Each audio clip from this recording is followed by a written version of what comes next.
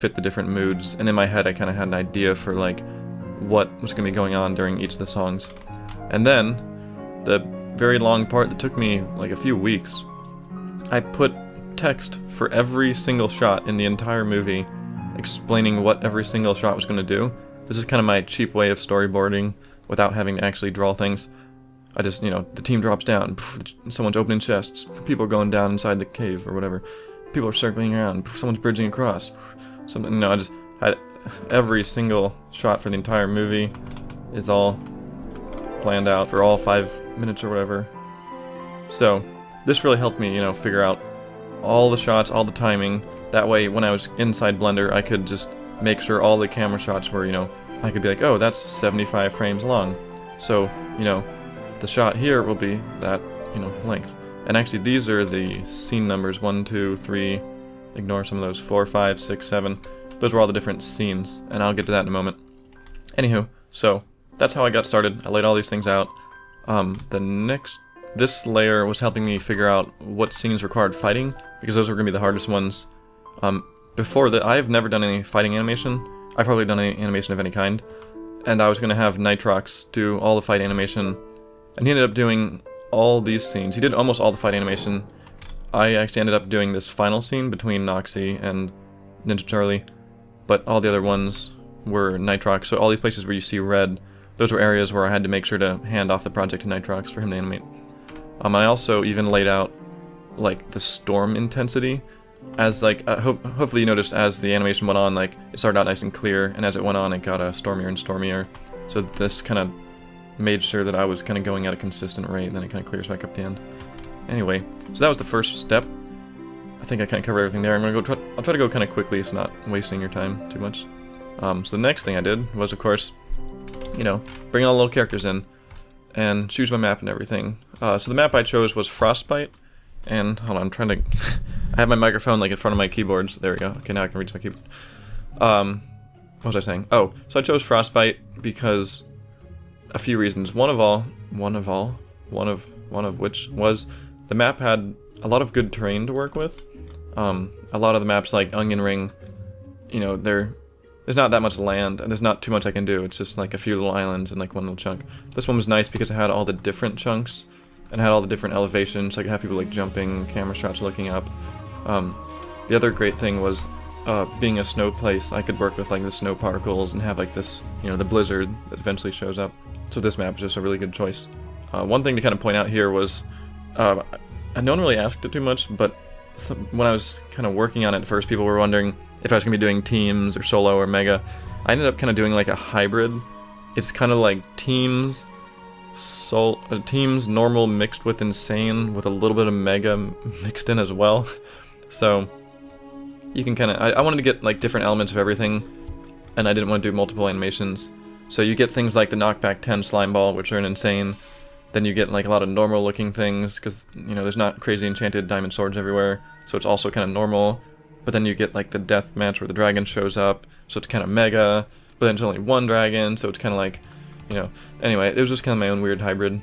Anyway, so I chose Frostbite, cool map, and then brought in all the characters.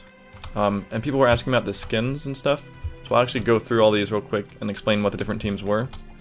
So in the back we have the BPS animator team. This is me, and this is ROA Nitrox, and we were of course the two people who worked on this animation. Nitrox handled most of the fight animation, other than that final scene I mentioned between Noxy and Ninja. And Nitrox also animated the Book of Enchantment, if you've seen that animation as well. And of course I animated this, so it made sense that we were together. This was Sam Small and Space Ninja Monkey. Space Ninja Monkey is unfortunately no longer with us anymore, but he was when I started this animation. So these are BPS people, and this is the last BPS team. CJ over here, and Cordless Jet. And they don't do much Minecraft stuff.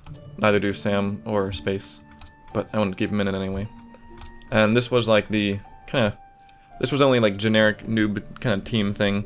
These aren't actual people. It's just like a generic derp dude, and then this generic old man skin. This was actually an old skin me and my friends used to wear a lot on Hypixel and freak people out.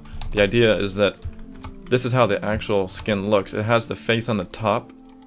That way when you look towards the floor, your head like bends over and it makes you look like a creepy old man. And we used to actually have some pictures I might pull up real quick. Alright, well here's a few pictures I have. It's not the best pictures, also because we were in TNT tag, so the field of view is like super high. But as you can see, we were all like hanging out as old men. We used to do this in the TNT games a lot. It was a lot of fun. Anywho, back to where we were. So the next team is like animator people who've been inspiring to me. Ninja Charlie, of course, doing his awesome fight animation stuff. Warlords was one of my favorite fight animations like of all time. And then Abraham Animation, who I actually ran into him through YouTube comments. I just saw him in the comments. I was like, oh, he's got a Minecraft character as his profile pic, and his name's Animations. I wonder if he does animations. I just clicked on his channel. Turns out he does a lot of awesome animations. So I've been following him recently. It deserves a lot more subs and followings and all that fun stuff. And then over here we have Fly and his ex-girlfriend now, Livy Bella, I think. Fly was one of the moderators on Hypixel who's helped me out a bunch. He was kind of the one who helped me get the farm hunt map to begin with, and you know, really allowed me to like get started doing these Hypixel animations. And these were the Pirate Girl team. This was one of my friends, Kaisha and Captain Gail Beckett. They were Minecraft friends of mine, and both of them were like really into pirates and stuff, so I thought it'd be kind of cute to put them together as a team. And in the front we have the Hypixel admin team. These are two of the admins who at least were really helpful. We have Noxy, who was really like thankful and congratulatory when I made Farm Hunt, and Moo TV, who I believe is kind of in charge of like the maps and stuff, and might have actually been the one who allowed me to get hold of these maps. And unfortunately I wanted to get Codename B in here as well. Codename was actually the one who made the website post when Farm Hunt came out. Unfortunately I didn't have enough like room for him, so Codename, I still thank you. Anywho, so that was the list of the characters. Sorry that took a little bit while to go over, but people were asking those who the characters were. Now I'll kind of get into a little bit about how I actually, got going on this thing. So now I have all the characters, the scene figured out, and I basically broke the animation down into the scenes. As you saw earlier, I had all the scenes listed. At first I was going to have it in one big long animation, but I figured there's a lot of things there's a lot of things like this glass, which after so much time, or maybe it wasn't this one, or like this glass, or like these things where, it's in the scene, then it disappears. I didn't really want this being in the project, as once it disappears, I don't need it anymore. So even though it's disappeared, it's still being loaded. So I ended up just making a whole bunch of scenes, that way I could get rid of all those kind of things. Also, now I have like the snow in here. And as you can see, here's like what I was talking about, where I have all the shots planned out. I'd go in here and be like, okay, this shot needs to be, 75 frames long, so I'd do plus 75, and oh wow, was that actually 75 frames? Wow, I just guessed. Yeah, there's not too much, beyond this point, there's not too much to talk about. It's just, I animated it, and it happened. So here's another scene. I had to, of course, animate all these little dudes moving around.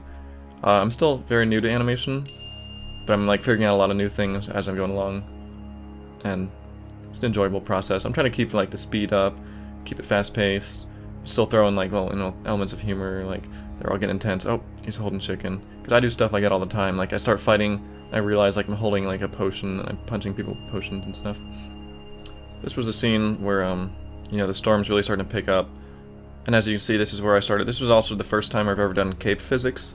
Previously I just avoided it. I haven't really got into it. This time I kind of decided to figure it out. I don't know if in this shot you could see that dragon actually passes by.